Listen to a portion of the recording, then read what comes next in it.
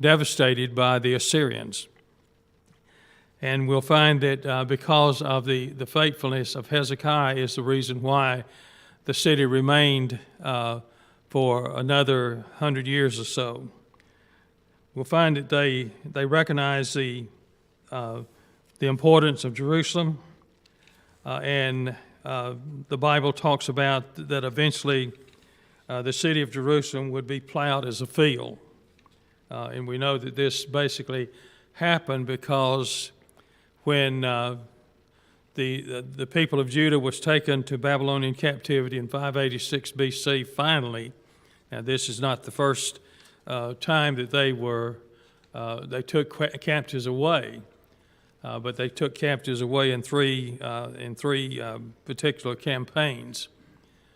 And we'll find that in 586 BC that the city of Jerusalem was burned, the temple was burned, the wall was torn down, and we can see a little bit later when Nehemiah comes back with the express purpose of rebuilding the walls of Jerusalem, that it was in total devastation.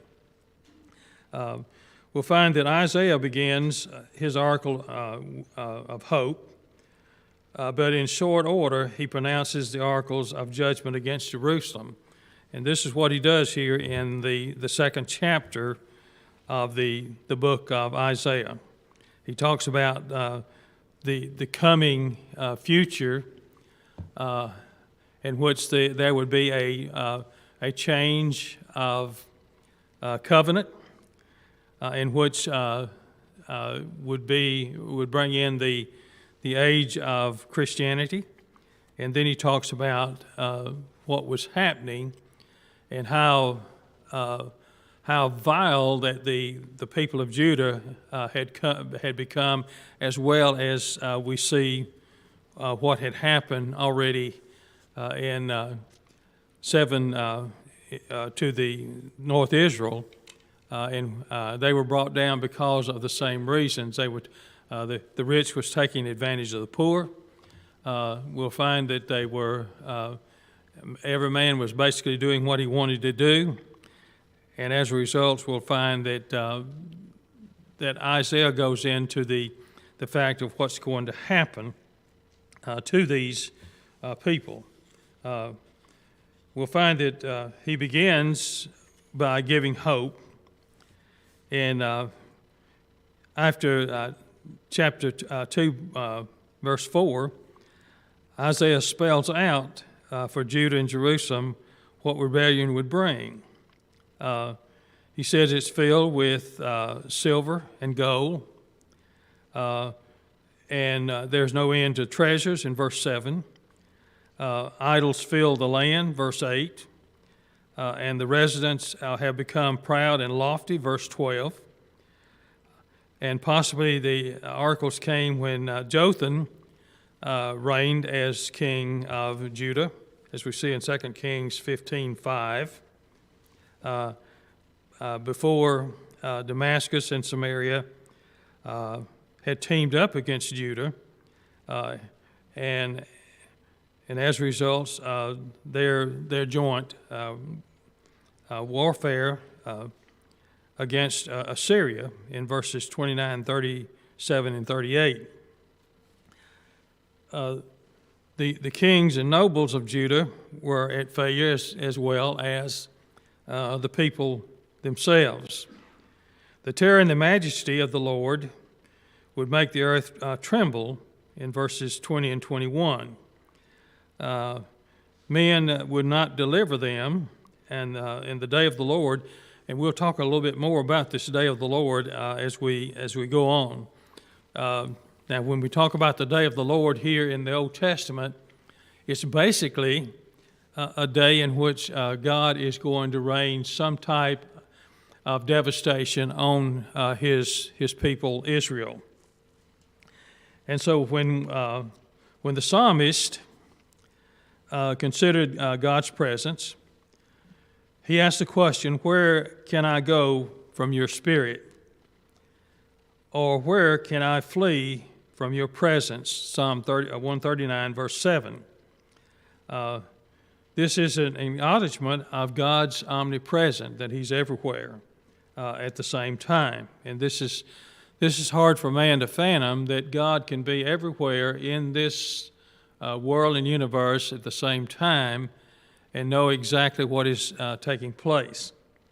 And I was thinking as I read this earlier, the vast number of people that occupy this earth, and that God knows every action of every person in all points of all points of the world at the same time. We can see that Jacob, for example, as he traveled from Beersheba to Haran, this was after he had taken the blessing from Esau, that Esau had determined that he was going to kill him. And so the first night that he spent in Bethel, which was the city of Luz at the time, he saw this vision in which the angels ascended and descended the ladder between earth and heaven. And he woke up and he proclaimed, "Surely the Lord is in this place, and I did not know it," Genesis 28:16. Consequently, he sets up a pillar and designated it as God's house in verse 22. God revealed himself to Jacob, and he also renewed the covenant at Bethel that he had made to Abraham and to Isaac, and now he renewed that covenant with Jacob. And we'll find that Jacob associated the manifestation with the house of God.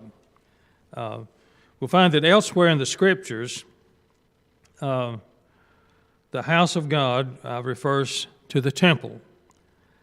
This designation is used at its dedication when fire came down from heaven and consumed the burnt offering and sacrifice, and the glory of the Lord filled the temple to the extent that the priest could not enter the house of God or into the temple, because of the glory of the Lord had filled the Lord's house.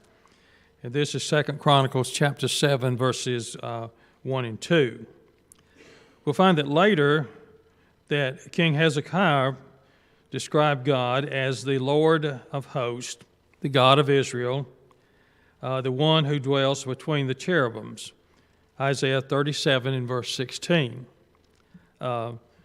Jesus also reiterated this idea when he cleansed the temple, and he says, "It is written, my house shall be called a house of prayer, but you have made it a den of thieves." And this is Matthew 21:13. And also we'll find that Isaiah 56:7 and Jeremiah 7, verse 11. God is everywhere. His presence was associated with the temple in a very special way.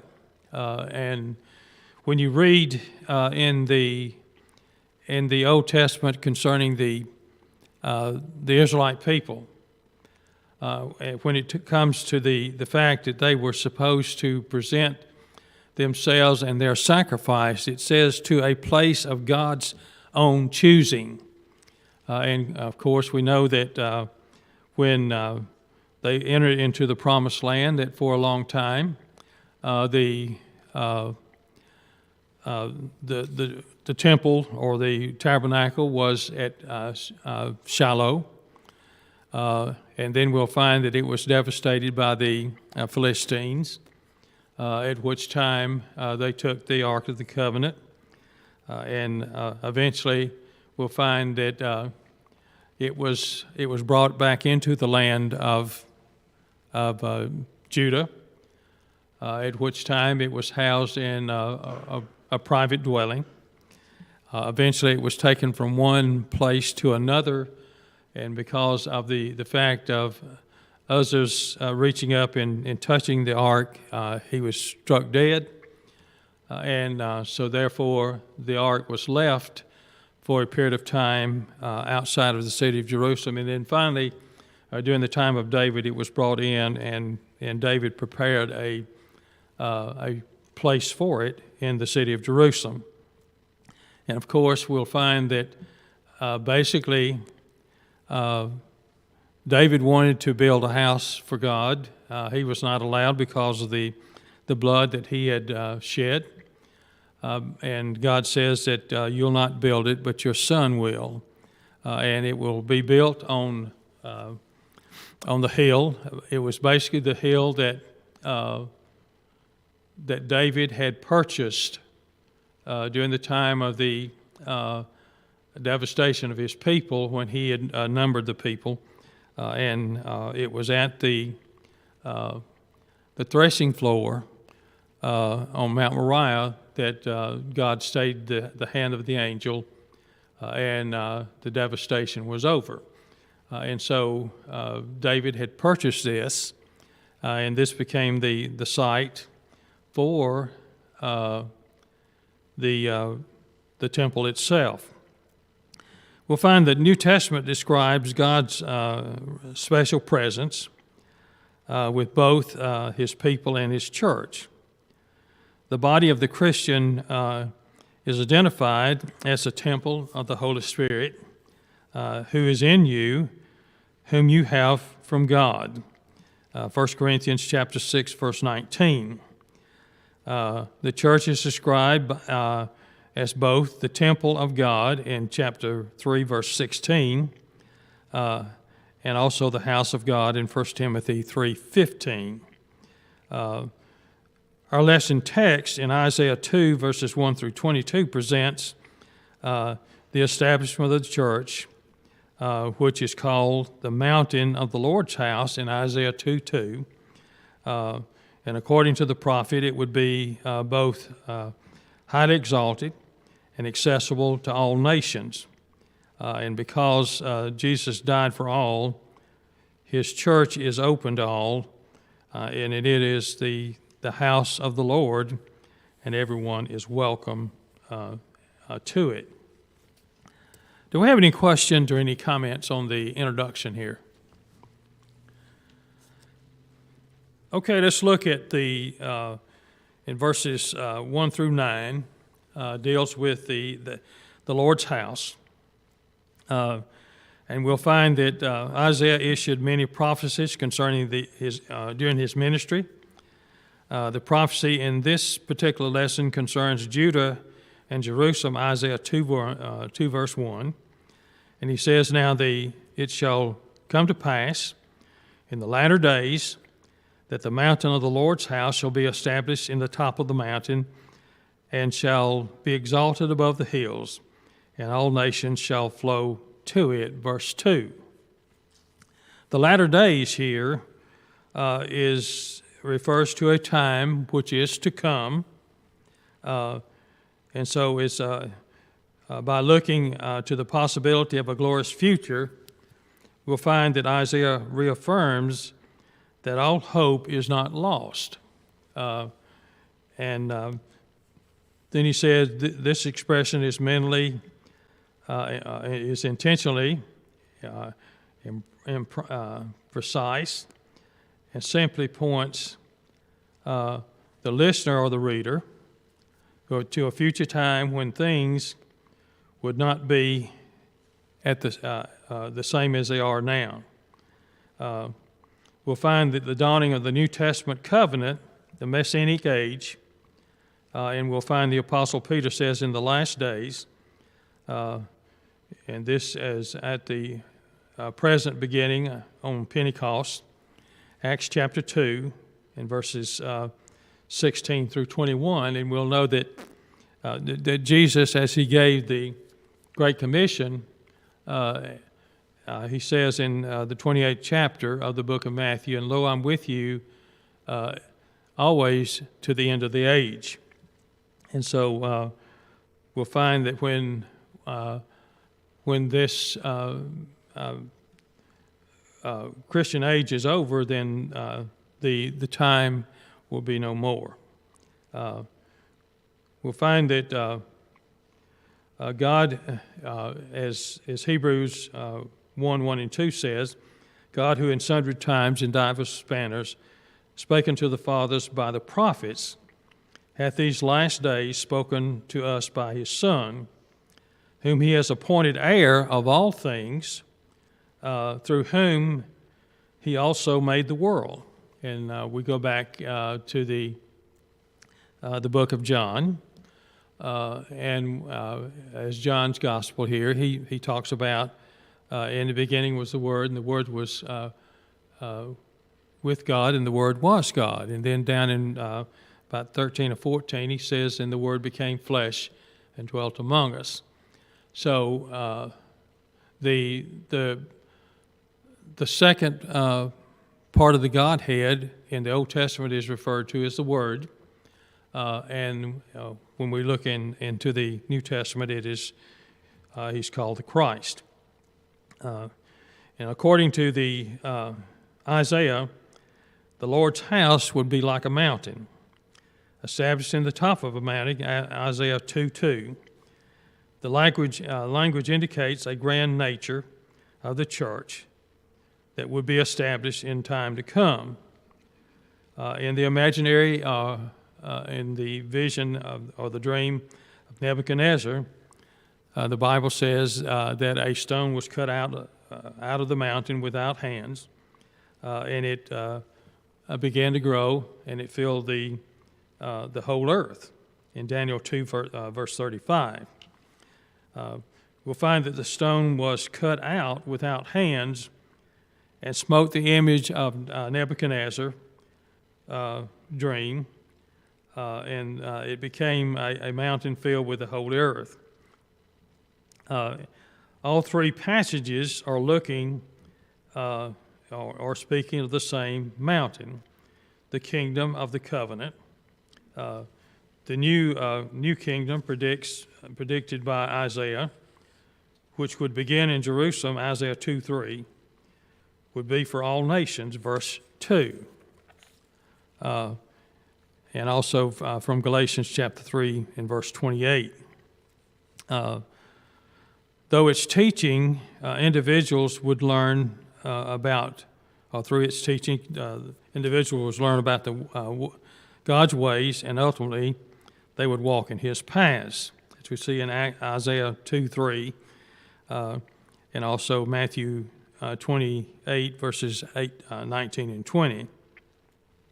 We'll find that it says that the weapons of war would be transformed into implements of peace, Isaiah 2:4, and that the peaceful kingdom and envisioned by the prophet is the New Testament church. They come to know the spiritual peace, as we see in Romans chapter 5:2. Then as we continue on, it says, following this beautiful description of the church, Isaiah called upon his audience to walk in the light of the Lord, Isaiah 2:5, and he urged them to repent of sins and to reject the cultural influences and practices that had turned them away from God in verse 6. Now this is pretty much what Moses had said to them. You know, when you go into the land of promise, you are to completely destroy the people. You are to destroy their idols, which would be idols of wood, idols of stone, idols that were overlaid with gold and silver. And God even prohibited them from taking the gold and the silver off of these idols and to put them in their own coffers. He says that you are completely to destroy that and burn it up and get rid of it. So he did not even allow them to keep the precious metal that had been used by the heathens to overlay their idols with silver and gold. But he says you need to get rid of all of this. We'll find that their land was full of idols. They worshiped the work of their hands. that which their own fingers had made. People bowed down, and each man humbled himself. Therefore, we'll find that Isaiah calls and says, God, do not forgive them, in verses 8 and 9. Now, what he's talking about is not the fact that man cannot receive forgiveness, but he says that these people have gone so far that they will not turn back. They were guilty of rank idolatry. The land overflowed with their false gods. All the classes of men, the lesser and the greater, were involved in bowing down to the idols. And Isaiah says, forgive them not. And he is not calloused here or unforgiving toward the truly penitent, but rather he is urging Jehovah to send just punishment on those who rebelled. And so we'll find that he calls for God not to forgive them. And when we look at the exhortation here, or the Lord's house, it says the mountain of the Lord's house is apparently Mount Moriah, where Solomon built the temple in 2 Chronicles chapter 3 and verse 1. The same place where Abraham had gone to offer his son as a sacrifice in Genesis 22, verse 2. So the question is this: why would Isaiah have spoken so glowingly of Jerusalem if the people of the city were like the ox who did not know his owner, or the donkey who did not know his master's crib? In Isaiah chapter 1, verse 3, and we studied that last week. And he says these people are not as understanding and comprehending as an ox is to his master, or that a donkey is to his master's crib. And so the animals recognize who's going to feed them. And as a result, they are loyal to their owner or their master. And we'll find that Israel, on the other hand, or Judah, on the other hand, was not. They had gone their own way.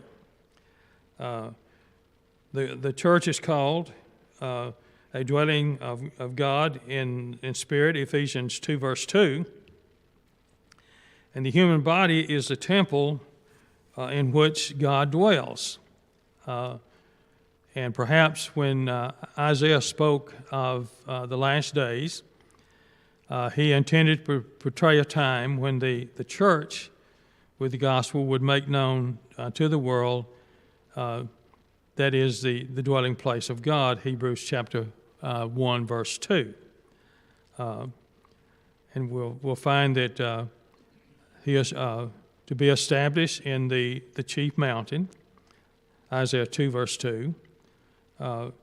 And that they would hammer their swords into plowshares and their spears into pruning hooks, in verse 4. Do we have any questions or any comments on the house of God here, or the Lord's house?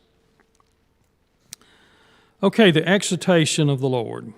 One of the things that we can see, in spite of how evil the world becomes, that God will be exalted, even in times when people have no intentions of elevating Him. And so the call for punishment and unrepentant followed, and he talks about, he says they'll enter the rocks and they'll hide in the dust from the terror of the Lord and the glory of His majesty. The lofty looks of man shall be humbled.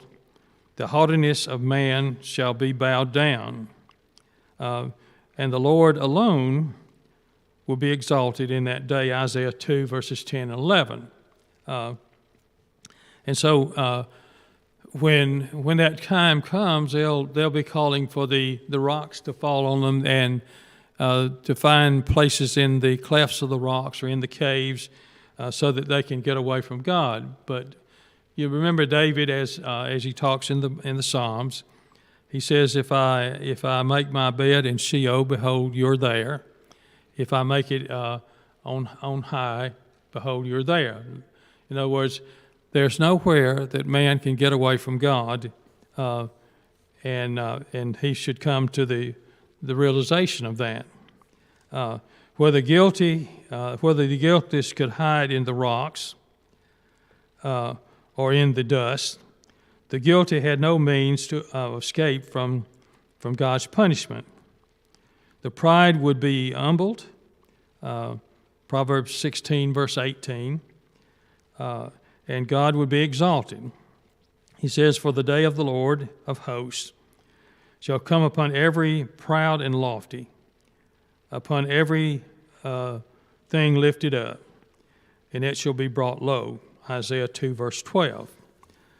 And as we continue on here, he talks about the phrase, "the day of the Lord," in the King James version, the New King James Version.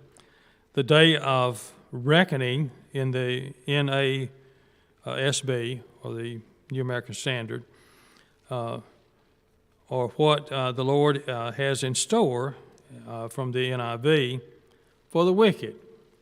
In other words, there's no, that day of the Lord that he talks about, and we mentioned that in the outset of the lesson.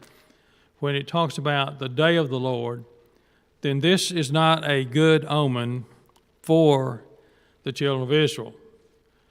It's the fact that they have done something that God is bringing them into account on, and that they are going to have to be reckoned with by God, and God is going to take care of the situation. It denotes a time of destruction, a terror, and it's only after the time of terror has come that blessings can come, as we see in Amos 8 in verse 11, in Isaiah the 11th chapter in verse 10, and also 12:1, in Zechariah 14:1, and in Malachi the 3rd chapter in verse 23. They needed to disabuse the Israelites of the idea that they merely became, because they were called by the name of God, and they deserve His favor. And so the Israelites came to that way of thinking that, and you see this basically during the time of John the Baptizer as he was preaching. And the people came out from the city of Jerusalem, and they said, basically, we have Abraham as our father, and he says, God is able of these stones to make children under Abraham. And so don't misunderstand that just because you are a descendant of Abraham, that everything's going to be lovely. And don't think that just because you're called by God's name, or that you deserve any favors, because you don't. God is going to basically deal with man based on his faithfulness to God. We'll find that God's greatness and power far exceeded any, even the most majestic things on earth. And one of the things that the people pointed to was the cedars of Lebanon, the majestic trees.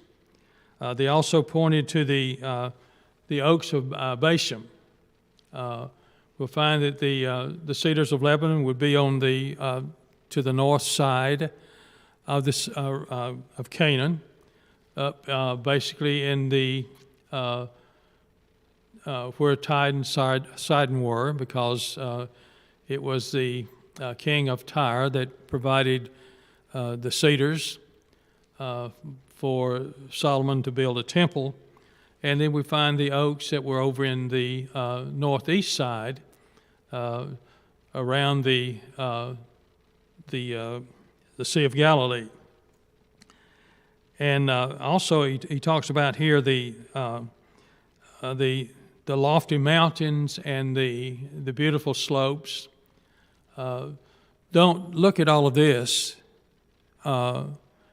and think that will suffice your disobedience to God. And then he talks about the one cannot escape punishment by fleeing either to the ships of Tarsus, and we know that Jonah had already tried this not at this point in time, but we'll find that he tried to run away from God when God says, go and preach against the city of Nineveh. And so the ships of Tarsus, and basically these were ships that were capable of going from the east end of the Mediterranean to Spain.